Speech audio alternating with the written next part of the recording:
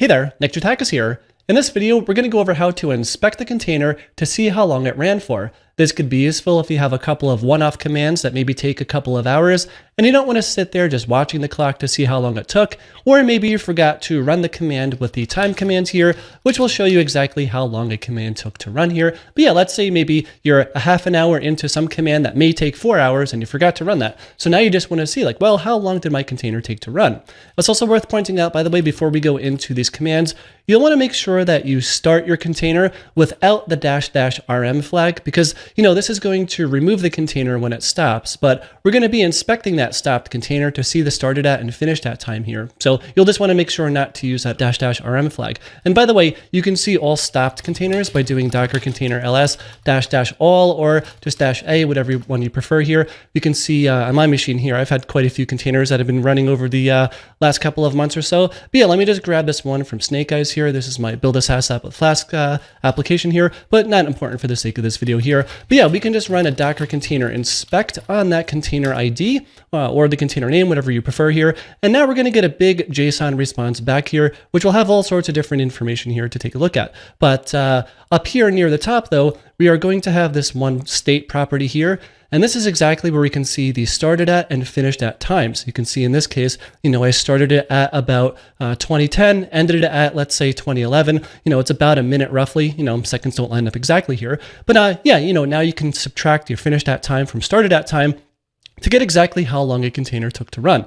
Now, there is a lot of output here, so maybe it would be nice to parse that out a little bit. So we have a couple of different options. Option number one is you can just use something like grep and then just grep out some unique aspect of these two properties here.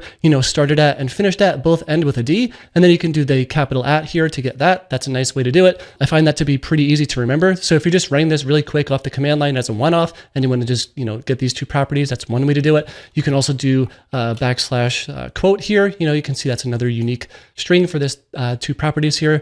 But let's say maybe you're doing some, script that you want to run, or maybe you're going to be parsing this output and you want to get it in a more formatted way. So there is a way to do that as well with Go's templating language here with docker container inspect here. You can do format, and then you can put in whatever path to the property that you want. So in this case, that was in the state object here, and then we can do started at. And then we need to close out the squigglies. Let's just use 2 spaces for now, but we can also do here on the finished at. And now we can get this back in a format that we like. So in this case, you can parse this out. Maybe using something like a comma would be a little bit easier to parse out in a script here. Here you have the started time, here you have the finished at time separated by the comma. So now it's up to you on, if you want to format this in a different way. You have some options to do that, which is pretty nice here. And by the way, I will mention too, the time command is pretty interesting. And actually, before we even get there, let me just say the use case where this came up. So I was going to be dumping and importing a 450 gigabyte database, and I just wanted to see, how long is that dump going to take and how long is the import going to take? Because the idea here is, I can dump and import on like a staging environment database and then get an idea to be like, okay, it's going to take like 6.5 hours to do this in production. So yeah, I just wanted to get those numbers beforehand. And I was running those dump and import commands through a Docker container, and I was able to do this exact strategy to get the time. But yeah, I will mention this, you can use something like time sleep, right? And this will give you the actual time it took for this command to run. But what's really interesting in this case is, when I ran those SQL dump commands and import commands, I was actually running those commands in the background by using an ampersand because, I was SSH'd into a box running these commands on there.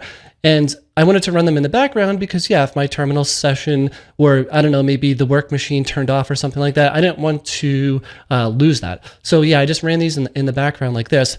But yeah, this is actually pretty interesting in that even if you run a command in the background, time will report how long it took here whenever it actually finishes, which is pretty interesting. So yeah, I don't know, you have these tools at your disposal, but maybe you forget to use time as mentioned previously. Here's a great way just to get those here. So yeah, that's going to do it for this video. If you have any questions, let me know in the comments below. I'll do my best to answer all of them. If you liked the video, please give it a thumbs up because it really does help a lot. Thanks a lot for watching, and I'll see you in the next video.